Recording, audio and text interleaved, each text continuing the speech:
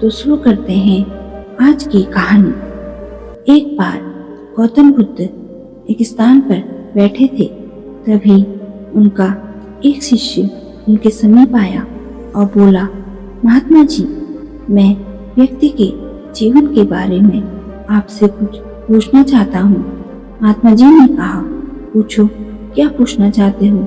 शिष्य ने कहा, मैं ये जानना चाहता हूँ कि व्यक्ति को जीवन में क्या सीखना चाहिए। महात्मा जी मुस्कुराए और बोले, व्यक्ति को जीवन में 2 बातें जरूर सीखनी चाहिए। पहली बात, कभी भी ये मत भूलना कि तुम मिट्टी से बने हो और एक दिन मिट्टी में ही मिल जाओगे। दूसरी बात ये है कि जो कुछ भी व्यक्ति के पास है वो यहीं रह जाएगा, तुम्हारे साथ नहीं जाएगा। महात्मा जी की बातें सुनकर शिष्य सोच में पड़ गया, क्योंकि शिष्य को उनकी बातें कुछ समझ नहीं आई। अब महात्मा जी समझ गए कि शिष्य अभी भी उसी सवाल को लेकर चिंतित है। तब महात्मा जी ने शिष्य से कहा, मैं तुम्हें एक उदाहरण देकर समझाता हूँ। जाओ, पहले तुम बगिया से एक पुष्प तोड़कर लाओ। शिष्य उठा और जल्दी से एक पुष्प तोड़कर लाया। वो जैसे ही उस पुष्प को महात्मा जी को देने लगा तो महात्मा जी ने बड़े प्रेम से उस पुष्प को अपने हाथों में लिया और शिष्य से कहा, इस पुष्प को ध्यान से देखो।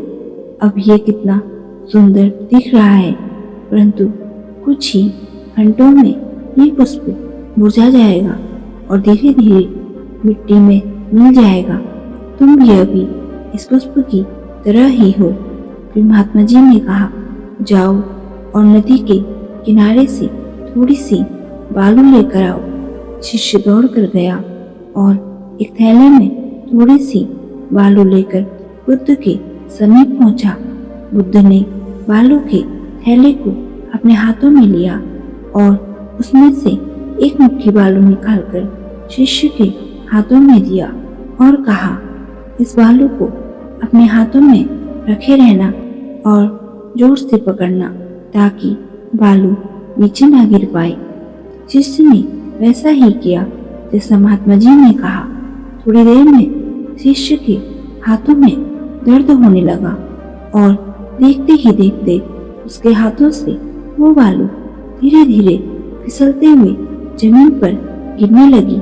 तब महात्मा जी बोले, देखो, तुम्हारे पास जो कुछ भी है वो कुछ ही समय के लिए तुम्हारे साथ रहेगा, ना कि ज्यादा समय के लिए, चाहे वो धन हो, दौलत हो, सुंदरता हो या कोई रिश्ता ही क्यों ना हो। अब शिष्य को महात्मा जी की बात समझ आ गई।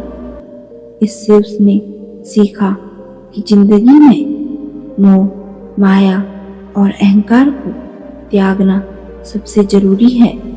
दोस्तों, इस कहानी से हमने सीखा कि हमें हमेशा विनम्र रहना चाहिए और सांसारिक वस्तुओं को मोह माया से नहीं बल्कि त्याग की भावना से ग्रहण करना चाहिए।